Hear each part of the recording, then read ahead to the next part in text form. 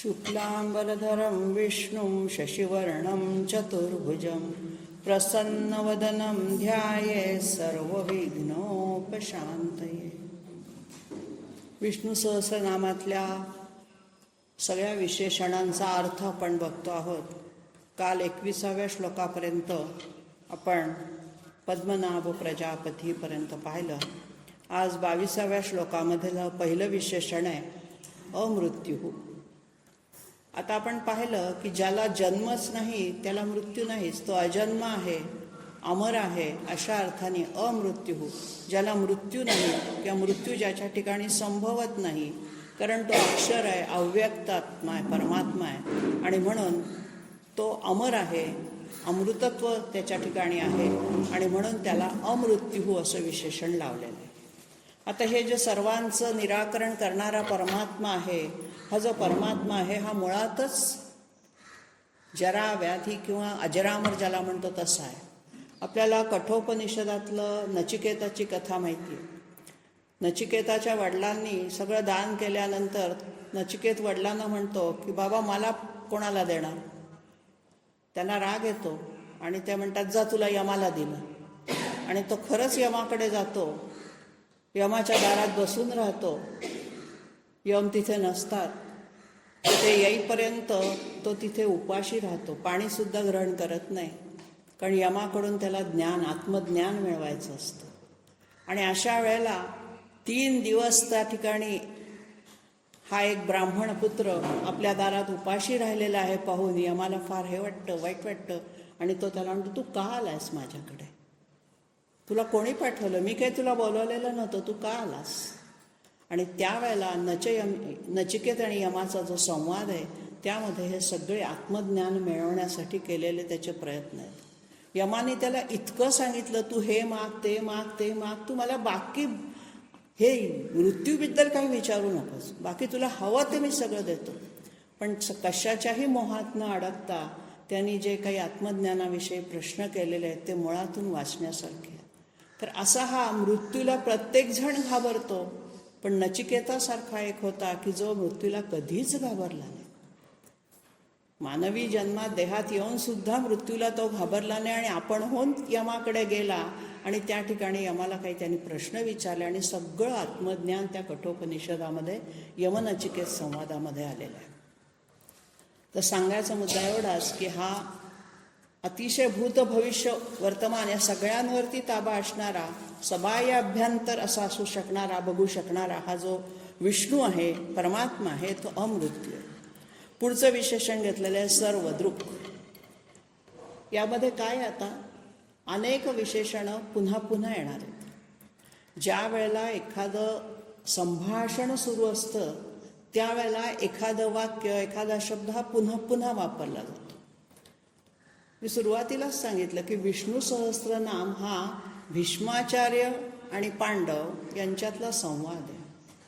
म्हणजे हे स्तोत्र रचायचं म्हणून भीष्माचार्यांनी रचलेलं नाही आहे। जसं रामरक्षा रचताना किंवा रामरक्षेची मांडणी करताना, रचना करताना सुरुवातीला देवता, सीता रामचंद्रो देवता, अनुष्टुप छंद, सीता शक्ती, श्रीमद हनुमान कीलक, म्हणजे प्रत्येक स्तोत्राला देवता, मंत्र, छंद, कीलक असं एक असतं, त्याशिवाय त्याची रचना होत नाही।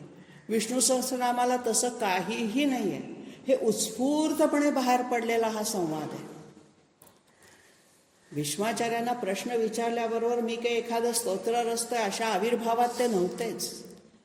समोर त्यांना कृष्ण दिसत होता साक्षात, आणि त्या कृष्णाची स्तुती करावी म्हणून त्यांनी वापरलेली ही सगळी विशेषणं आहेत। आणि म्हणून जसं बोलीभाषेमध्ये आपण एकच गोष्ट परत परत परत परत सांगतो, किंवा लहान मुलांना आपण एखादी गोष्ट समजावून सांगताना रोज रोज रोज सांगावी लागते, तसं आपलं बालमन आहे। आपल्या मनाला सुद्धा बिंबवण्यासाठी कित्येक गोष्टी आपल्याला पूजा रोज का करायची, एकदा केलं की भक्त का, पठण रोज का करायचं, तसं ही विशेषणं जरी पुनरावृत्तीच झालेली असली, परत परत परत तीच आलेली असली, तरी त्याच्यातून त्या विशेषणातल्या अर्थावरती जोर दिलेला आहे। सगळी विशेषणं पुन्हा येत नाहीत, काही काही विशेषणं पुन्हा येत आहेत, वेगवेगळ्या अर्थाने येत आहेत। किंबहुना ते छंद जोडत्याच्या दृष्टीने काही येत आहेत.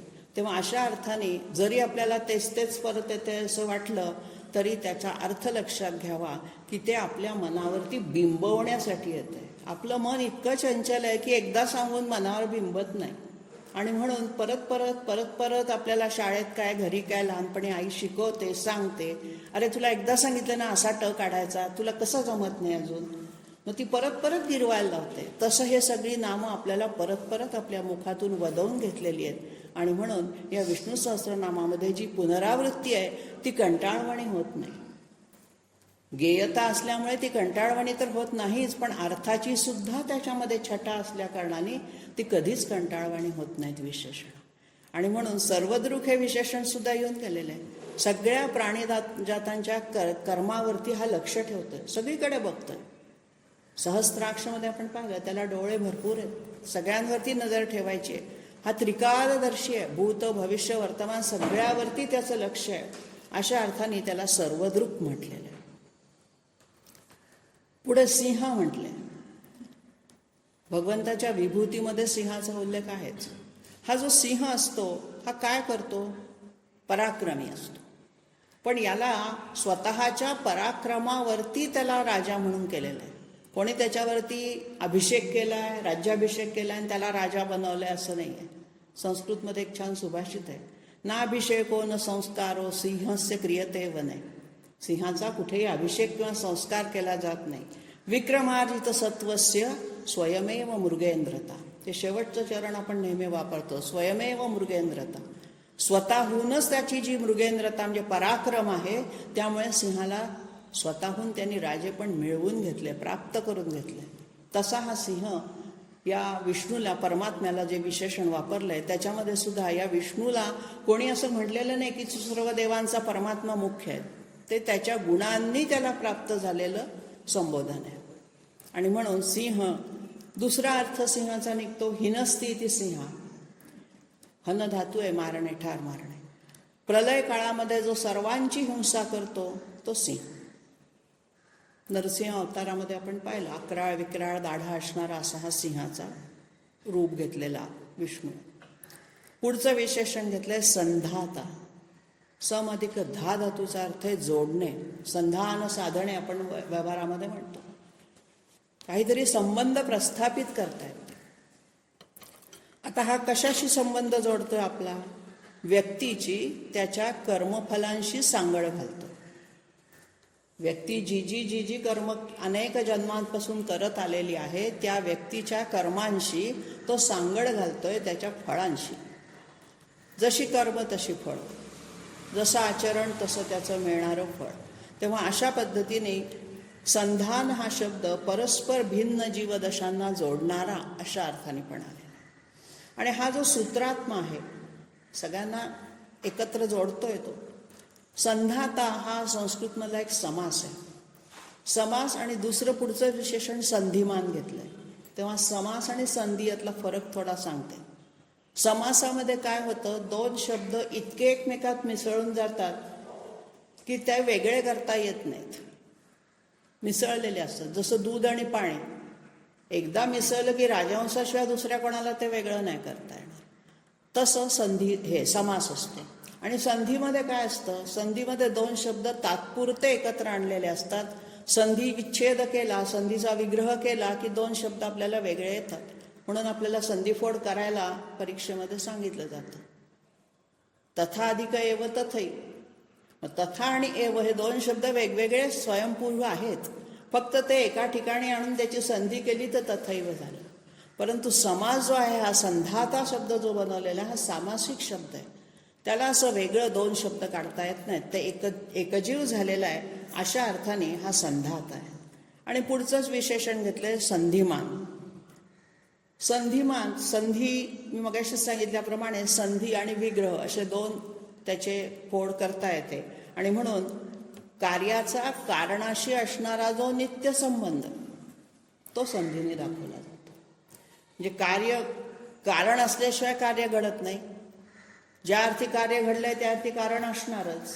आणि म्हणून कार्यकारणाचा जो नित्य संबंध असतो तो संबंध. इथे कशाचं कुठलं कार्य काय आहे तर परमात्मा हा कर्ता आहे आणि फलांचा भोक्ता हा जीवात्मा आहे. अशा दृष्टीने दोघांना एकत्र जोडणारा, दोघांच्यामध्ये सामंजस्य राखणारा, अशा अर्थाने संधिमान हे विशेषण वापरले.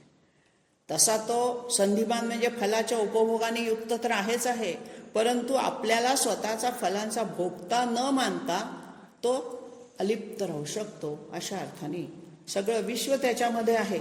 सूत्रे मणिगणा इव असं संस्कृतमध्ये म्हणतात. एखाद्या दोऱ्यामध्ये मणी ओवावेत तसे त्या सगळ्यांना जीवात्म्याला त्यांनी ओवून ठेवलेलं एकाच दोऱ्यामध्ये, आणि तो त्याचा संधी म्हणजे जोडणार आहे, करणार आहे ते सगळं. पुढचं विशेषण घेतलंय स्थिर. अचल या अर्थाने हे विशेषण आलेलंच आहे. जो स्थिर आहे, चंचल नाही आहे, सदा एकरूप आहे, त्याच्यात कधी फेरबदल पालट होत नाही, अशा अर्थाने त्याला स्थिर म्हटलेलं आहे. हा जो स्थिर आहे त्याच्या स्वरूपामध्ये जसाच्या तसा तो राहतो. म्हणजे पूर्वी सृष्टीची उत्पत्ती झाली त्यावेळेला त्याचं जसं स्वरूप होतं तसंच प्रलया काळापर्यंत असणार. मधल्या काळात त्याच्यात बदल झाला असं होत नाही. विनाशी वस्तू असतात त्यामध्ये बदल होतो. चिरकाळ टिकणाऱ्या ज्या वस्तू असतात, तत्व असतात, त्याच्यात बदल होत नाही. अशा अर्थाने त्याला स्थिर, अचल, एका ठिकाणी स्थिर राहणारा अशा अर्थाने म्हटलेलं. आपलं काय आहे, मराठी मातृभाषा असल्या कारणाने यातली कितीतरी संस्कृत शब्द आपण मराठीमध्ये जसेच्या तसे उचललेले आहेत. 95% शब्द मराठीने संस्कृतमधून जसेच्या तसे घेतलेले आहेत. आणि म्हणून ज्यांची मातृभाषा मराठी आहे त्यांना संस्कृतची विशेषणं वेगळी वाटतच नाहीत. स्थिर शब्द आपण नेहमीच वापरतो.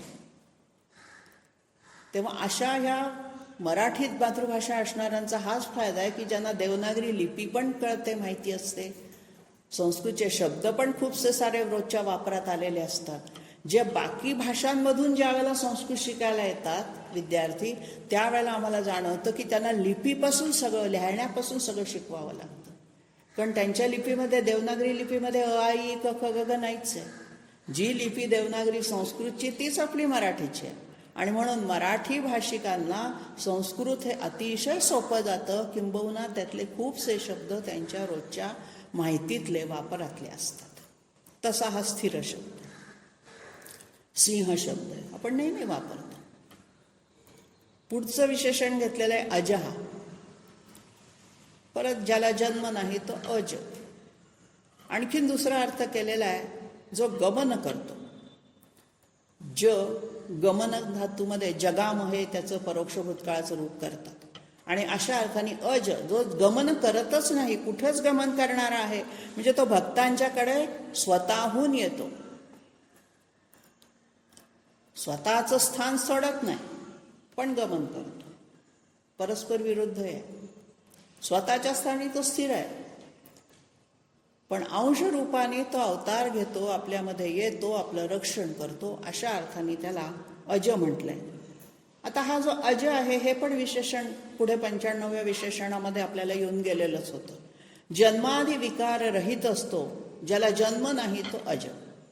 अमृत्यू आणि अज असं पण त्या ठिकाणी जोडी जोडलेली आहे. गीतेमधल्या दुसऱ्या अध्यायामधला 20वा श्लोक आहे. न जायते म्रियते वा कदाचित नायम भूत्वा भविता वा न भूयुः अजो नित्य शाश्वतोयम पुराणो न धन्यते हन्यमाने शरीर. सगळा गीतेशी संबंध येतो. कारण गीता जे जे काही सांगते त्यातलं सार काढून विष्णू सहस्रनामात घेतलंय. मी पहिल्याच दिवशी सांगितलं, गीता हे दूध आहे आणि विष्णू सहस्रनाम हे तूप आहे. आणि म्हणून मुळाकडे जर घ्यायला बघितलं तर गीतेमध्ये यातले खूपसे उल्लेख आपल्याला दाखवता येतात. आणि म्हणून या जन्मादी विकार रहित अव्यक्त अक्षर परब्रह्मापासून निर्माण झालेला असा जो कोणी आहे तो भक्तांच्याकडे आपणहून येणारा, अशा अर्थाने पण घेतलेला आहे. आणि तो काय करतो, सज्जनांना जवळ करतो, दुर्जनांना दूर लोटतो, अशाही अर्थाने त्याला अज म्हटलेलं आहे. किंवा संस्कृतमध्ये एका शब्दाचे खूप अर्थ निघतात. संस्कृतमध्ये अज शब्दाचा जर व्यावहारिक अर्थ पाहिला तर बोकड असा अर्थ निघतो. मग हा बोकडाप्रमाणे स्वैर संचार करतो, स्वैर चरतो, कुठेही जाऊ शकतो, अशा अर्थाने पण त्याला अज म्हणता येईल. आणि म्हणून अनेक विद्वानांच्या ज्या वेळेला विष्णू सहस्रनामावरच्या ज्या आपण टीका किंवा भाष्य पाहायला गेलो तर प्रत्येकाने वेगवेगळ्या रूपाने त्याचा अर्थ लावण्याचा प्रयत्न केलेला आहे. आपल्याला जो अर्थ सोपा वाटतो, आपल्याशी मिळता जुळता वाटतो, तो आपण स्वीकारावा. अमुक एकच स्वीकारावा असं बंधन नाही आहे. आपल्या हिंदू धर्मामध्ये कशाचंच बंधन नाही आहे. सन्मार्ग दाखवलेले आहेत सगळे. असाही अर्थ होऊ शकतो, असाही अर्थ होऊ शकतो, तुम्हाला हवं तो घ्या. तो विष्णूच आहे, त्याचा काय वेगळा अर्थ आपण लावू शकतो आपल्या कुवतीप्रमाणे. आणि म्हणून तो अमृत्यू आहे, अज आहे, स्थिर आहे, संधिमान आहे, संधाता आहे. सगळ्या प्रकारचं त्याच्यामधलं जे काही फरक आहे किंवा जो काही त्याची गुणवैशिष्ट्य आहे ती यामध्ये सांगायचा प्रयत्न केला. पुढचं विशेषण घेतलंय दुर्मर्षणा. दूर म्हणजे अवघड किंवा कठीण. कशाला अवघड आहे तो? मर्षण करायला म्हणजे सहन करायला. म्हणजे त्याचं तेज, त्याची जी प्रभा आहे ती सहन करणं अतिशय अवघड आहे. बऱ्याचदा काय होतं, या परमेश्वराच्या दर्शनामध्ये त्याचं तेज, आपली जर तेवढी पात्रता नसेल तर ते आपल्याला सहन होत नाही. आणि म्हणून आजही कोल्हापूरच्या अंबाबाईच्या देवळांमध्ये स्त्रियांना प्रवेश नाही असं म्हणतात. ते काही स्त्री पुरुष भेदासाठी नाही आहे. त्या अंबाबाईच्या मूर्तीमधून इतकं दिव्य तेज बाहेर पडत असतं, इतकी प्रभा त्याच्यामधून बाहेर पडत असते की ती जी दिव्य लहरी आहेत त्या लहरींच्या रूपाने पडतं ते बाहेर.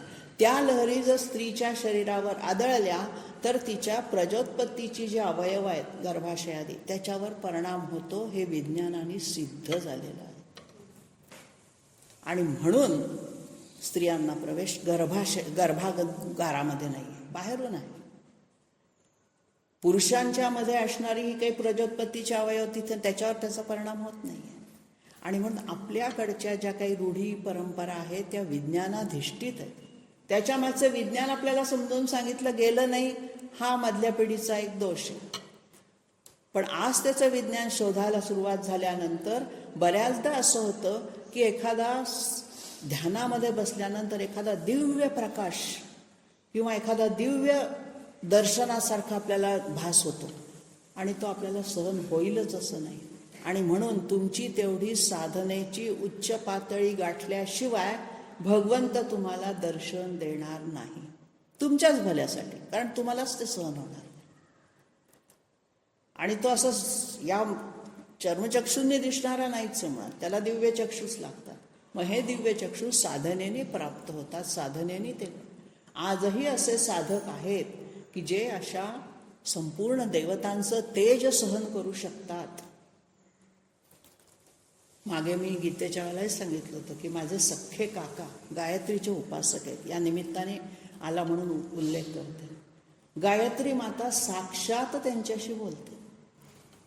आपण जर त्यांना काही विचारलं तर ते म्हणतात मातेला विचारून सांगतो.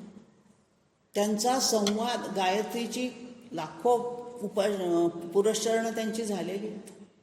आणि अशा पद्धतीने गायत्री मातेचं तेज सहन करण्याची क्षमता त्यांच्यात आल्याशिवाय हे शक्यच नाही. वरवर पाहायला गेलो तर ते आपल्याला साधे आपल्यासारखे वाटतात, परंतु त्यांची जी साधना आहे मी जवळून बघितली असल्या कारणाने मी ठामपणे सांगू शकते की हे तेज सहन करणं आपल्यासारख्यांच्या आवाक्यातली गोष्टच नाही. विष्णूचं तेज हे सगळ्यात प्रभावशाली तेज आहे आणखीनच. आणि म्हणून दुर्मर्षण, ज्याला सहन करणंच कठीण आहे, आवाक्याच्या पलीकडचं आहे आपल्याला. आणि म्हणून हा जो दुर्जनांना न सोसण्या इतका प्रभाव आहे त्याचा, सज्जनांना सुद्धा कुवत असल्याशिवाय तो सहन करता येत नाही.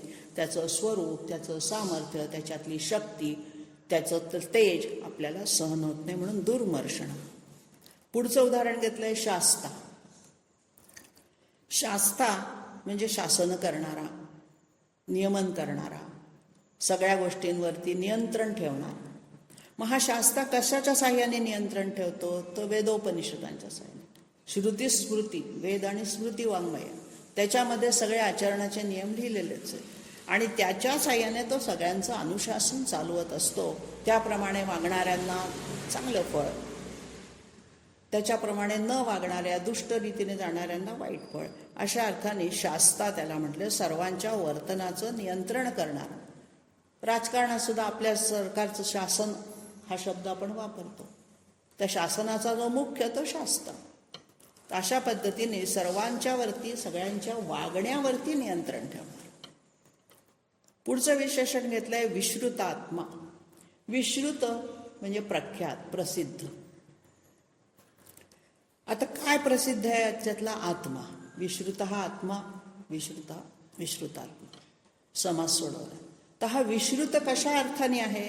ज्याचं सत्य स्वरूप, ज्ञान स्वरूप, अनंत स्वरूप, अनादि स्वरूप, हे सगळ्या आनंदमयाचं स्वरूप, हे सगळं प्रसिद्ध आहे, सगळ्यांना ठाऊक आहे, सगळीकडे त्याची कीर्ती पसरलेली आहे. आणि स्वरूप विशेष रीतीने सगळेजण श्रवण करत असतात.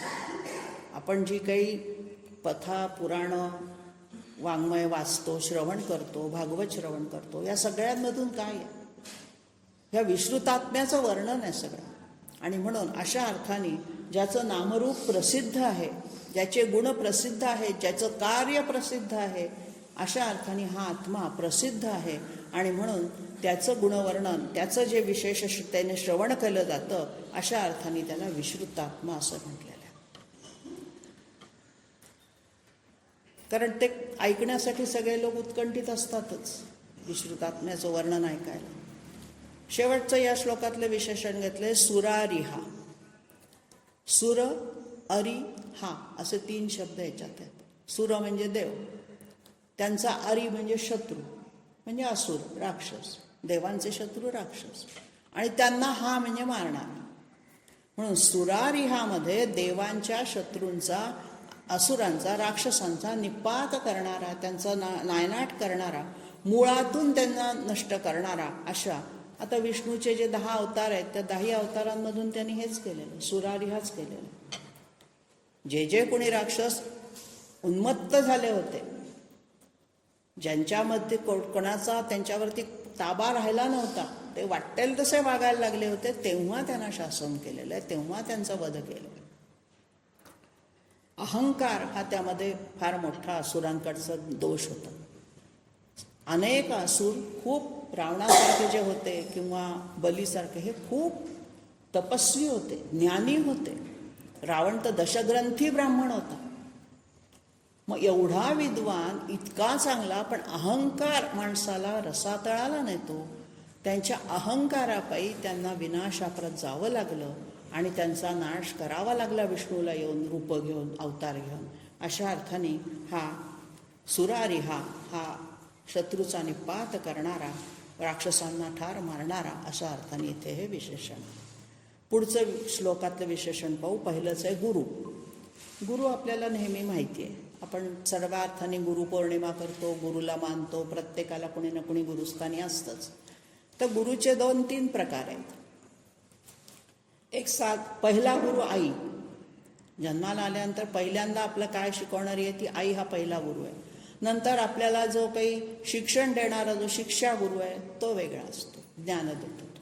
आणि हा शिक्षा गुरु लौकिक अर्थाने आपल्याला शिकवत असतो, सगळं लौकिक ज्ञान देत असतो, भौतिक ज्ञान देत असतो. त्यानंतरचा गुरु आहे तो अध्यात्मातलं शिकवणारा सद्गुरू. आणि म्हणून पुढचं जे विशेषण घेतलंय गुरुतम. गुरु आणि गुरुतम याच्यामध्ये हाच फरक आहे. पहिलं गुरु आहे हा लौकिक अर्थाने गुरु आहे, आणि गुरुतम हे जे विशेषण घेतलंय तो पारमार्थिक अर्थाने गुरु आहे. आणि म्हणून गुरुतम हा विद्यावंतांनाही विद्या शिकवणारा, विद्वानांनाही पूज्य असणारा, त्यांचा हा गुरुतम, तरतम भाव वापरला इथे, ज्याला इंग्लिशमध्ये आपण डिग्री म्हणतो. कंपॅरेटिव्ह डिग्री तरवाचक असते आणि सुपरलेटिव्ह डिग्री ही तमवाचक आहे. तम म्हणजे सर्वांमध्ये श्रेष्ठ. 2 व्यक्तींची तुलना असते तेव्हा कंपॅरेटिव्ह असतं, आणि सगळ्यांमधलं श्रेष्ठत्व दाखवायचं असतं तेव्हा ही जी सुपरलेटिव्ह डिग्री इथे वापरली आहे तम, इंग्लिशचा उल्लेख एवढ्यासाठी केला की आपल्याला तरतमवाचक म्हटलं तर लक्षात येत नाही, कंपॅरेटिव्ह सुपरलेटिव्ह म्हटलं तर लक्षात येतं, कारण आपण त्या पद्धतीत शिकलो आहे, त्यात आपला दोष नाही आहे. पण संस्कृत शिकताना तरतमवाचक शिकवली जातात. आणि म्हणून गुरुला तर लावलं तर गुरुतर, एका या गुरुपेक्षा हा गुरुतर आहे चांगला. आणि गुरुतम म्हणजे सगळ्या गुरूंमध्ये हा श्रेष्ठ आहे. अशा अर्थाने इथे गुरु आणि गुरुतम असे हे वापरलेले आहेत. म्हणजे आई वडील असतात, शिक्षा गुरु आहे, विद्या गुरु आहे, सद्गुरू आहे, परमकल्याण करणारा. नास्ति तत्वम गुरो परम आपण म्हणतोच. आपलं जे काही भलं व्हायचं असेल, कल्याण व्हायचं असेल तर त्याच्यासाठी गुरुशिवाय पर्याय नाही. तर गुरुसाठी टाळणारा कोणी नाही. मला गदिमांच्या 2 ओळी इथे आठवतात. कुंभारासारखा गुरु नाही रे जगात, वरी घालतो धपाटा आता आधाराचा हात. कुंभारासारखा गुरुच नाही या जगात कोणी. वरून धपाटे मारतोय पण आतून आधारासाठी हात देतोय. असा हा परमात्मा आहे. आपल्याला संकट पाठवतोय, परीक्षा घेतोय आपली, पण आतून आधाराचा हात आहे त्याचा. तो आपल्याला दिसत नाही. आपला जर विश्वास असेल की नाही भगवंताचा आधाराचा हात माझ्या पाठीशी आहे, तरच तुम्हाला तो जाणवेल. आणि म्हणून असा हा गुरु आणि गुरुतम असणारा असा हा विष्णू आहे. त्याची ही 2 विशेषण आहेत. पुढचं विशेषण घेतलंय धाम. गुरुबद्दल किती बोलावं तितकं कमीच आहे. तेव्हा या गुरुतम आणि गुरुबद्दल, गुरुशिष्य परंपरेबद्दलही आपल्याला खूप माहिती आहे. ती परत परत सांगत नाही. अनेक असे शिष्य आहेत की विवेकानंद आहे, रामकृष्ण परमहंस आहेत, अनेक आहेत. तर अशा ह्या गुरुपरंपरेमध्ये आपणही कुठेतरी एखाद्या स्थानाला, एखाद्या व्यक्तीला, व्यक्ती हाच गुरु असतो असं नाही, ग्रंथ पण गुरु असतात. आपल्याला साक्षात प्रत्यक्ष व्यक्तीने येऊन गुरुमंत्र दिला पाहिजे असं नाही. आपण एखाद्या श्रद्धास्थानावरती ज्यावेळेला विश्वास ठेवतो ते आपल्याला गुरुस्थानी असतं आणि ते आपल्याला आपणहून मार्गदर्शन करतं. तुमची तेवढी तळमळ असली ना, आतून तेवढी जर तुम्हाला उत्सुकता असली ना, तर तुम्हाला मार्गदर्शन हे आपोआप मिळत जातं. तशी परिस्थिती सभोवताली घडत जाते. अशा लोकांच्या संपर्कात तुम्ही येत जाता की जेणेकरून तुमची प्रगती होईल. पण ते घडण्यासाठी आपल्या मनाची बैठक, आपल्या मनाची तयारी, मनाची उत्सुकता, तळमळ याची मात्र गरज असते.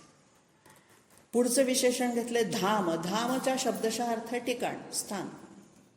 मग भगवंताचं किंवा विष्णूचं स्थान म्हणजे वैकुंठ झालं.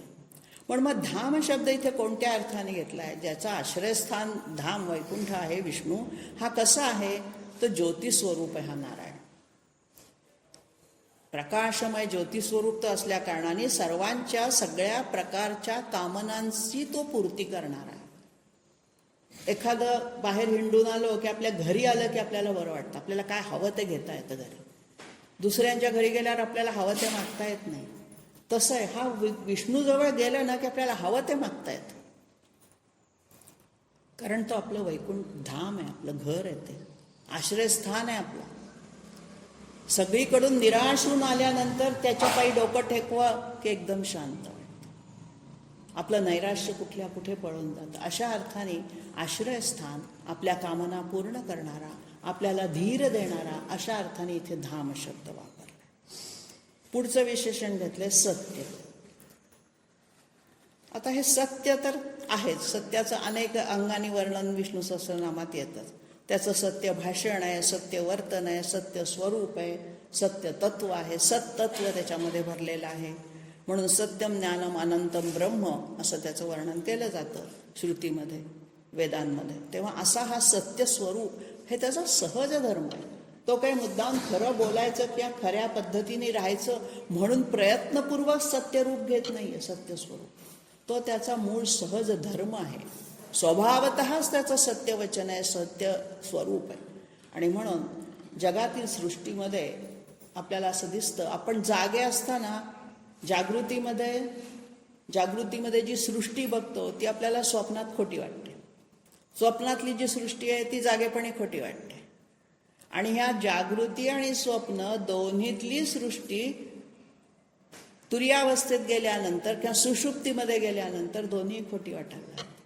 काल जो आभास शब्द सांगितला त्या अर्थाने सांगते. तर या दोन्ही गोष्टी ज्या वेळेला ज्ञानस्वरूप आपल्याला कळायला लागेल त्यावेळेला त्यांचं मिथ्यत्व पटतं. आणि ज्ञान कशाच्या आधाराने होतं? सत्तत्वाच्या आधाराने. म्हणून सत्याचा ज्ञानाशी संबंध आहे. सत्यम ज्ञानम अनंतम ब्रह्म जे म्हटलं तर या अर्थाने म्हटलं की सत्य ज्ञान करून घेणं, आत्मज्ञान करून घेणं. सत्य काय आहे? आपण अमर नाही, आपल्याला मृत्यू आहे हे सत्य आहे, पण आपण स्वीकारत नाही. आणि अशा पद्धतीने हे सत्य वर्तन त्याचं आहे, सत्य स्वरूप आहे, तो त्याचा सहज धर्म आहे. पुढे सत्य पराक्रम पण म्हटलंय. त्याचा पराक्रम तर सत्यावर आधारित आहेच. तो काही दुष्टांचं जे हनन करतो ते स्वतःच्या स्वार्थासाठी करतच नाही. जगाच्या कल्याणा संतांच्या विभूती, जगाचं कल्याण व्हावं, विश्वाचं भलं व्हावं म्हणून तो सत्य पराक्रम गाजवतोय. आणि म्हणून या सत्य पराक्रम स्वरूपामध्ये त्याचा पराक्रम हा सत्याधिष्ठित आहे. तो कधी व्यर्थ जात नाही, वाया जाणार नाही त्यांनी गाजवलेला जो काही आहे ते. म्हणजेच काय, सत्याच्या, न्यायाच्या, चांगल्या बाजूच्या, कल्याणाच्या स्थापनेसाठी त्यांनी धर्मसंस्थापनार्थाय संभवामी योग, त्यांनी जी काही युद्ध केलेली आहे, त्यांनी जो काही सगळ्यांचा संहार केलेला आहे, तो स्वतःसाठी नाही केलेला, जगाच्या सत्यासाठी, सत्यधर्म स्थापना करण्यासाठी. जगामध्ये परत परत सत्यधर्माला कुठे कुठे जर बाधा येत जाईल त्या वेळेला मी अवतार घेईन असं सांगून आश्वासन देऊन त्यांनी हे सत्य पराक्रम केलेलं आहे. पुढचं विशेषण आहे निमिष. निमिषचा शब्दशः अर्थ आहे क्षण, त्याला आपण सेकंद म्हणू शकतो. आणि त्याच्याच पुढचं विशेषण घेतलंय अनिमिषा. परस्पर विरोधी गुण ह्या विष्णूमध्ये सर्वांगाने भरलेले आहेत. तो निमिष पण आहे, अनिमिष पण आहे. म्हणजे काय, आता ज्या वेळेला निमिष म्हणजे पापणी मिटलेली असते त्याला निमिष म्हणतात. एकाच सेकंदात आपण पापणी मिटतो. तर ज्याची पापणी निमिषार्धात मिटलेली आहे ते निमिष, आणि अनिमिष म्हणजे ज्याने पापणी उघडी ठेवलेली आहे. आता हे दोन्ही अर्थाने कसं काय, त्याला परस्पर विरोध झाला. तर निमिष कोणत्या अर्थाने म्हटलंय की तो योगनिद्रेमध्ये सदैव घडलेला असतो, आणि म्हणून तो डोळे मिटले तरी त्याला सगळं दिसत असतं. भगवंतानी डोळे उघडे ठेवलेच पाहिजेत असं नाही, त्याचे डोळे जरी आपले मिटलेले असले तरी तो ज्ञान चक्षुनी सगळीकडे बघत असतो. आता जे डोळ्यांनी अंध असतात त्यांची दुसरी जी इंद्रिय असतात ती खूप क्षमतावान असतात, त्यांना स्पर्शज्ञान खूप असतं. तसं ह्या चक्षुचं जे काम आहे, डोळे मिटणं किंवा उघडणं, ह्याला लागणारा सेकंद जरी असला तरी त्यामध्ये त्याला संपूर्ण जगाचा व्यवहार कळलेला असतो. आणि अनिमिषमध्ये सुद्धा चराचराची हालचाल तो नित्य जागा राहून, जागरूक राहून, जागा म्हणण्यापेक्षा जागरूक राहून बघत असतो, सदैव पाहत असतो. त्याचे डोळे कधीही मिटलेले नसतात. आणि एका अर्थाने पापणी मिटलेली पण आहे आणि पापणी मिटलेली पण नाही. पापणी मिटलेली कशा अर्थाने, योगनिद्रेमध्ये गेल्यानंतर डोळे मिटून. साधना करताना कधी डोळे उघडे ठेवून ध्यानधारणा होत नाही, त्यासाठी डोळे मिटावे लागतात. का डोळे मिटायचे, तर ही बाह्यसृष्टी आपल्या डोळ्यापुढे येता कामा नये. डोळे जर मिटले नाही तर इकडे कोण काय करतंय, तिकडे कोण काय करतंय, स्वयंपाकघरातून काय आवाज येतोय, वास येतोय का आवाज येतोय, इकडे लक्ष जातं. आणि म्हणून एकाग्रतेसाठी निमिष फार आवश्यक आहे, डोळे मिटणं फार आवश्यक आहे, तरच एकाग्रता लवकर होते. आणि म्हणून अशा अर्थाने एकदा योगनिद्रेमध्ये गढून गेल्यामुळे त्याच्या पापण्या मिटलेल्या पण आहेत आणि सदैव तो जागरूक आहे, सगळ्यांवरती त्याला लक्ष ठेवण्याचं कार्य करायचं आहे. या अर्थाने तो अनिमिष पण आहे. पुढचं विशेषण घेतलंय सृग्वी. मूळ शब्द आहे स्रक. स्रक म्हणजे माळ. माळ जी असते मग ती मोत्याची असेल, तुळशीची असेल, कशाची पण. आता ह्या विष्णूने कुठली माळ घातली आपल्याला माहिती आहे, वैजयंती माला आहे त्याच्या गळ्यामध्ये. तर ही जी गळ्यामध्ये माळ धारण करणारा जो विष्णू आहे ती वैजयंती माला कशाची आहे, त्याच्यात काय ओवलेलं आहे, दिव्य रत्न कशाची ओवलेली आहेत त्यांनी. 5 ज्या तन्मात्रा आहेत, शब्द, स्पर्श, रस, रूप आणि गंध, यांना 5 तन्मात्रा म्हणतात. पंच ज्ञानेंद्रियांचे ह्या 5 तन्मात्रा आहेत. तर प्रत्येक भूतांमध्ये या तन्मात्रा आहेत जीवात्म्यामध्ये, आणि त्या प्राणाच्या स्वरूपामध्ये त्याच्यामध्ये तो राहताना ह्या 5 तन्मात्रा त्याच्यामध्ये एकत्रित केल्यानंतर त्याचा प्राण बनतो. आणि म्हणून ही जी भूतांची तन्मात्रा आहे ती तन्मात्रा त्यांनी जणू काही आपली माळ म्हणून धारण केली. सदैव वक्षस्थलावर, छातीवर रोळणारी आहे ती माळ, सदैव जवळ आहे त्याच्या. आणि म्हणून तो कुठल्याही भूतमात्राला लांब ढकलून देत नाही आहे, जवळ ठेवतो. अशा अर्थाने सुद्धा या ठिकाणी सृग्वी म्हणजे परमात्म्याची माला ही सदैव टवटवीत आहे. सृग्वी, सृज म्हणजे माळ धारण करणारा, तो सृग्वी. आणि हा जो विष्णूच्या गळ्यातली वैजयंती मालेचं वर्णन वारकरी संप्रदायामध्ये खूप मोठ्या प्रमाणात आलेलं आहे. तुळशीच्या माळा ज्याला आपण म्हणतो तशीच ही आहे. तर ही जी परमात्म्याची माळ आहे ती कोमेजत नाही, सदैव टवटवीत आहे. प्रभा ही सूर्याची किरणमाला आहे. सूर्याची माळ कोणची? तर प्रभा, तेज, किरण, त्याची किरणमाला त्याची त्यांनी पडली. चंद्राची जी आहे ती आभा. सूर्याच्याला आपण प्रभा म्हणतो, चंद्राच्याला आभा म्हणतो. तशी ही विष्णूची वैजयंती माला. शंकराच्या गळ्यामध्ये नरमुंडकाची माळ, संहाराचं प्रतीक असणारी. विष्णू हा पालन करताय आणि म्हणून सदैव प्रफुल्लित असं मोती असणारा किंवा फुलांची माळ असणारा तुळशीसारखा असा हार त्याच्या गळ्यामध्ये आहे. पुढचं विशेषण घेतलंय वाचस्पती आणि उदारधी एकत्र केलेलं आहे. दोन्ही वाचस्पती आणि उदारधी असा दोन्ही आहे. तो वाचस्पती म्हणजे काय? वाणीचा स्वामी, पती. वाचस्पती म्हणजे ज्याचा वाणीवरती खूप ताबा आहे, ज्याची वाणी दिव्य आहे. आणि वाणीचा आणि विद्येचा तर तो स्वामी आहेच. पती म्हणजे स्वामी. तर हा बुद्धीचं यथार्थ रूप जाणून घेण्या इतकी त्याची विशाल बुद्धी आहे, म्हणून उदार धी म्हटलंय. धी म्हणजे बुद्धी. त्याची बुद्धी उदार आहे, संकुचित नाही. आता उदार आहे म्हणजे काय? तिथे काय दानधर्म करायचं आहे करण्यासारखा? मग उदारधी का म्हटलेलं आहे? तर उदारधी याचा अर्थ असा होतो की दुसऱ्याच्या मनीचं आर्त जो जाणून घेतो ते जाणण्या इतकी विशाल आहे. समोरच्याचं मन वाचता आलं पाहिजे. बघता क्षणी समोरच्याच्या डोळ्यामध्ये आपल्याला कळतं हा दुःखी आहे का आनंदी आहे, एवढं तर आपल्याला कळतं. एखाद्याचा चेहरा आनंदी आहे का दुःखी आहे हे आपण वाचू शकतो, कळू शकतो, पाहू शकतो. आपली धी तेवढी आहे. पण ह्याची धी केवढी आहे बुद्धी की दुसऱ्याच्या मनातलं आर्त सुद्धा, दुःख सुद्धा त्याला समजतं, जाणून घेतो तो. एवढी मोठी विशाल, आणि त्याला माफ करतो. एखादा जर पश्चाताप दग्ध भक्त त्याच्या समोर गेला तर त्याच्या मनात तर ती सगळी जी त्याची आवेग आहे तो पश्चातापाचा तोही तो जाणून घेतो. आणि अशा अर्थाने तो त्याची बुद्धी विशाल आहे, उदार आहे. उदार अंतःकरणाचा आहे तो. तुम्ही फक्त त्याचं नामस्मरण करा, तो लगेच हजर होतो. असं म्हणतात की ज्या ज्या वेळेला आपण एखादं स्तोत्र वगैरे म्हणतो त्याची बसण्याची जागा, म्हणण्याचा वेळ, ठिकाण हे सगळं ठराविक जर आपण पाळलं नित्यनेमाने, त्यात खंड नको मात्र, तर ती देवता त्या त्या ठिकाणी तुम्ही सुरुवात करायच्या क्षणापूर्वी तिथे येऊन हजर असते, वाट बघत असते ती तुमची. आणि म्हणून कुठल्याही गोष्टीची जी साधना करण्याची वेळ आणि काळ किंवा स्थळ हे ठराविक असावं, हा जो आपल्यामध्ये नियम आहे तो याच्यासाठी आहे. इतकं आवडतं देवतेला तुम्ही जे काही करताय ते, की ती ऐकण्यासाठी ती अदृश्य रूपात आलेली आहे तिथे. ते आपल्याला दिसत नाही. आपल्याला असं वाटतं काय झालं, आज सकाळी केली पूजा, आता करू 12 वाजता. त्याला काय आज नाही झालं सकाळपासून. आणि म्हणून उदारधी आहे असं वागलं तरीही तो तुम्हाला क्षमा करणार आहे. त्याच्याजवळ असा राग लोभ नाहीच आहे की हा माझं करत नाही तो माझं करतो. तो सगळ्यांवरती मायेची पाखर घालतोय. विशाल बुद्धीने, क्षमाशील वृत्तीने तो सगळ्यांशी वागतोय. अशा अर्थाने सुद्धा तो उदारधी आहे, उदार अंतःकरण असणार आहे. पुढचा 24व्या श्लोकाकडे वळूया. अग्रणीर ग्रामणी. तो अग्रणी आहे. अग्रणी म्हणजे नेता, पुढे, अग्रे सगळ्यात पुढे जो असतो किंवा ज्याची सर्वात आधी पूजा केली जाते, या अर्थाने गणेशालाही अग्रणी म्हणतात. कोणत्याही पूजेच्या आधी गणेशाची पूजा आपण करतो.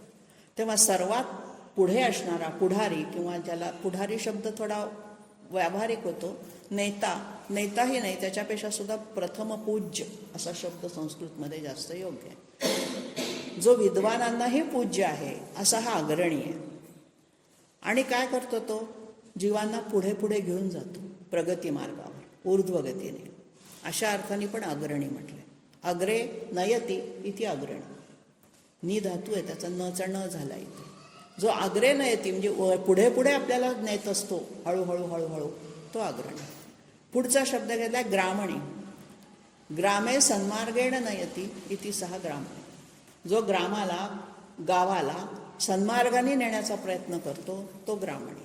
आता ग्राम हे सगळ्या समाजाचं बनलेलं आहे. तिथे काही असा जाती धर्माचा कुठलाही उल्लेख परमात्म्याशी जोडला जात नाही. आणि म्हणून सगळ्या प्रकारच्या लोकांना तो मुख्य बनून पुढे पुढे त्याच्या मागोमाग सगळे जात आहेत आणि तो पुढे पुढे जातोय. गावातील प्रमुखाचं हेच काम असतं, म्हणून त्याला ग्रामणी म्हणतात, ग्रामप्रमुख म्हणतात, की आपल्या गावाचं भलं कशात आहे. आता ह्या परमात्म्याचं गाव म्हणजे अख्खं विश्वच आहे की, आणि म्हणून अख्ख्या विश्वाचं भलं कशात आहे हे तो बघणार. तो काय फक्त आपल्या पुण्यापुरतं बघणार नाही. आपण राहतो त्या गावाला आपण म्हणतो की नाही या गावाचं काय चांगलं काय वाईट, त्याला तर सगळं सारखं आहे. आणि म्हणून हा विश्वाचा गावाचा गावाचा हा पुढारी पण करतोय, स्वतः त्यांच्या भल्याचा विचार करतोय, भली बुद्धी देण्याचा प्रयत्न करतोय. तुम्ही ती घ्या, किती प्रमाणात घेता हे तुमच्यावर अवलंबून. आणि म्हणून पुढचं विशेषण घेतलंय श्रीमान. हेही विशेषण 3 वेळा विष्णू सहस्रनामामध्ये येतच. श्री अनेक अर्थाने आहे. श्री म्हणजे लक्ष्मी, श्री म्हणजे कीर्ती, आणि श्री म्हणजे ज्याला आपण विद्या म्हणूया किंवा कांती, तेजस्वी अशाही अर्थाने. इथे तेजस्वी अर्थाने आलं. ऐश्वर्यशाली, सौंदर्यशाली असा हा श्रीमान, कांतीने युक्त असा हा विष्णू आहे. पुढचं विशेषण आलंय न्याय. हा न्याय देणारा आहे, सगळ्यांना न्याय स्वरूप ज्याला म्हणतो. कधी तो कोणाशी अन्यायाने वागत नाही, हा झाला एक अर्थ. आणि न्यायशास्त्राचा जो संबंध इथे जोडला शंकराचार्यांनी तसा जोडलाय की न्यायशास्त्र जे आहे, अक्षपाद गौतम मुनींनी षडदर्शनं जी आहेत आपली, सांख्य योग, त्याच्यामधलं एक हे न्यायशास्त्र आहे. तर त्या न्यायशास्त्रामध्ये 4 प्रमाणं मानलेली आहेत. मध्ये एकदा त्याचा उल्लेख मी केला. प्रत्यक्ष, अनुमान, उपमान आणि शब्द. या 4 प्रमाणांनी आपण त्या भगवंताचं, परमात्म्याचं ज्ञान मिळवण्याचा प्रयत्न करतो. पण तो प्रमाणांनी कुठेही अप्रमेय मोजला जात नाही. पण तरीसुद्धा त्याच्याजवळ जायचं असेल तर काही तर करायला पाहिजे ना. म्हणून हे न्यायशास्त्र म्हणतं की अनुमान, उपमान, प्रत्यक्ष आणि शब्द या प्रमाणांचा आधार घेऊन आपण त्याच्या वर्णनाचा, त्याच्या विशेषणांचा अभ्यास करायचा, तेव्हा त्याचं ते न्यायस्वरूप आपल्याला कळतं. असं गौतम मुनींच्या न्यायशास्त्रामध्ये त्यांनी म्हटलेलं आहे. त्याचा उल्लेख इथे केला की तो स्वतःच न्याय आहे. तो न्याय देणारा तर आहेच आहे, पण स्वतःच न्यायस्वरूपच तो आहे. त्याच्याकडे अन्याय हा कधी असूच शकत नाही. पुढचं विशेषण घेतलंय नेता. परत अग्रणीमध्ये जो भाव आहे तोच नेतामध्ये. नेता मार्गदर्शन करणं या अर्थाने जरा इथे जास्त घेतला अर्थ. मार्गदर्शन केलं पाहिजे नेत्याने. नुसतंच नेतृत्व पुढारी पण करायला नको, की तुम्ही कसं करा म्हणजे तुमचं भलं होईल. तुमच्या कामाच्या स्वरूपाचं ज्ञान करून दिलं पाहिजे तुम्हाला. तुम्ही काय केलं पाहिजे हे सांगणारा अशा अर्थाने इथे नेता म्हटलेलं आहे. त्यानंतर पुढचं विशेषण घेतलंय समीरण. समीरण शब्दाचा अर्थ आहे वायू. हा जो वायू आहे हा आपल्या शरीरामध्ये सगळीकडे फिरत असतो आणि वायुरूपाने तो परमात्मा आपल्याकडून आपल्या इंद्रियांची हालचाल करून घेतो. आपण जे इंद्रियांची हालचाल करू शकतो त्याच्यामागे वायुतत्व हे प्रभावी असतं. आणि म्हणून वायुरूपाने सगळीकडे राहणारा किंवा वायुरूपाने हालचाल करण्यास प्रेरणा देणारा अशा अर्थाने तिथे समीरण शब्द वापरलेला आहे. समीरण शब्द हा संस्कृतमध्ये स्वम प्रति ईरयती असं त्याची फोड केलेली आहे. स्वम प्रति म्हणजे स्वतःकडे, ईरयती सर्वांना स्वतःकडे घेऊन जाणारा असा त्याचा सूक्ष्म अर्थ काढलेला आहे, गर्भित अर्थ. म्हणजे अंतर्यामी रूपाने तो सगळ्यांना हालचालीची प्रेरणा देतो. आणि काय करतो हालचाल करून? तुम्ही माझ्याकडे या अशी प्रेरणा तो देणारा अशा अर्थाने समीरण शब्द इथे वापरलेला आहे. पुढचं विशेषण घेतलंय सहस्त्रमूर्धा, ज्याला हजारो मस्तक आहेत. 1000 शब्द आपण असं खूप लोक असते की म्हणतो हजारो लोक होती, ते काही मोजून 1000 नाहीत, हजारो होती. तसं सहस्त्र मूर्धा, सहस्त्राक्ष, सहस्त्रपात ही सगळी विशेषण तेच सांगतात की त्याला हजारो डोळे आहेत, हजारो पाय आहेत, हजारो त्याची मस्तक आहेत. मस्तक म्हणजे म्हटलं बुद्धी, मस्तकामध्ये असते ती बुद्धी, म्हणजे 1000 पट बुद्धी, हजारो पटीने त्याची बुद्धी आहे, शिरं आहेत त्याची, सहस्त्रपटीने त्याची बुद्धी कार्य करत असते. अगणित मस्तकं त्याला आहेत. अशा अर्थाने 1000 शिरे असणारा सहस्त्र मूर्धा. मूर्धा म्हणजे मस्तक. पुढे म्हटलंय विश्वात्मा. हा विश्वस्य आत्मा, विश्वाचा आत्माच आहे तो. विश्वामध्ये सगळीकडे त्याचा अंश आहे म्हणून तर विश्व चाललंय. विश्वाला तो व्यापून पुरं उरलेला आहे. विश्वव्यापक तर आहेच आहे, पण विश्वाला व्यापून सुद्धा आणखीन दशांगुले तो वरच आहे. अशा अर्थाने विश्वात्मा आहे. पुढे म्हटलंय सर्वसाक्षी, हे सहस्त्राक्ष. आता सहस्त्राक्ष म्हणजे सर्वसाक्षी, सगळ्यांवरती डोळ्यांनी नजर ठेवणारा, सगळ्यांना साक्षीभूत होऊन पाहणारा. साक्षीभूत म्हणजे तटस्थपणे पाहिजे. त्या ठिकाणी मी नाहीये, मी लांबून तटस्थ वृत्तीने जर माझ्या वागण्याकडे पाहिलं तर माझ्या वागण्यात काय चांगलं काय वाईट हे मला कळतं. आणि म्हणून साक्षीभूत राहणं हे परमार्थामध्ये शिकावं लागतं, त्याशिवाय ते जमत नाही. आपण ही साक्षी वृत्ती अंगी बाणावी लागते. आणि म्हणून परमात्म्याकडे साक्षीभूत नजरेने आपण पाहायचंय, तेव्हा हा सहस्त्र कर्मांचा साक्षी आहे. याही अर्थाने सहस्त्राक्ष म्हटलेलं आहे त्याला. सर्वांवरती जे कर्म सगळ्यांवर लक्ष तर ठेवतोच ठेवतो, पण सगळे जे कर्म करतायत त्या कर्मांच्या तो साक्षी आहे. मग त्याने सूर्याच्या रूपाने साक्षी ठेवलाय, चंद्राला साक्षी ठेव, सगळ्यांच्या रूपाने तो सगळ्यांवरती नजर ठेवतोय. अशा अर्थाने त्याला सहस्त्र अक्ष, डोळे असणारा असं म्हटलंय. शेवटचं घेतंय सहस्त्रपाद, पाय. या विश्वामध्ये द्विपाद, चतुष्पाद, अष्टपाद, षटपाद असे अनेक किडा मुंगी प्राणी आहेतच. तर सगळ्यांचा रूपाने तोच नटलेला आहे, म्हणून त्याला जणू काही हजारो पाय आहेत. आणखीन काय अर्थ केलाय? सगळीत्र संचार करणारा. पाद म्हणजे पाय, पायाचं लक्षण काय आहे? गती. हा सदैव गतिमान आहे.